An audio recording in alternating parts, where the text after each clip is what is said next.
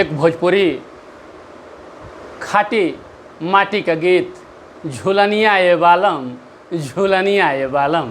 कैसे? अरे झूलनिया ए बालम, झूलनिया ए बालम, झूलनिया ए बाल, झूलनिया ए बालम, झूलनिया ए बालम, झूलनिया ए बालम। मछरी के काट के झूलनिया ए बालम, मछरी के काट के झूलनिया ए बालम, मछरी के काट के झूलनिया ए बालम, मछरी के काट के झूलनिया ए बालम, मछरी के चोइटा के टिकुलिया ए बालम, मछरी के चोइटा के टिकुलिया ए बालम, मछरी के चोइटा के, मछरी के चोइटा के टिकुलिया ए बालम, मछरी के चोइटा के टिकुलिया ए बालम, मछरी के चोइटा के टिकुलिया ए बालम।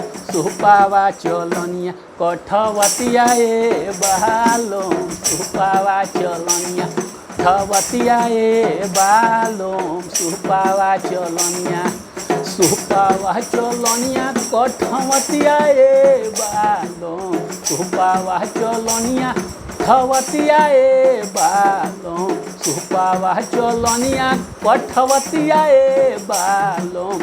आहरावा चौरावा बसमतिया ए बालम, आहरावा चौरावा बसमतिया ए बालम, आहरावा चौरावा बसमतिया ए बालम, सुपावा चलनिया कठवतिया ए बालम। धैले रहा। अरे सुपावा चलनिया कठवतिया ए बालम, आहरावा चौरावा बसमतिया ए बालम, आहरावा चौरावा बसमतिया ए बालम, सुपावा चलनिया कठवतिया ए बालम, आहरावा चौरावा बसमतिया ए बालम, मछरी के काट के झूलनिया ए बालम, आहरावा चौरावा बसमतिया ए बालम।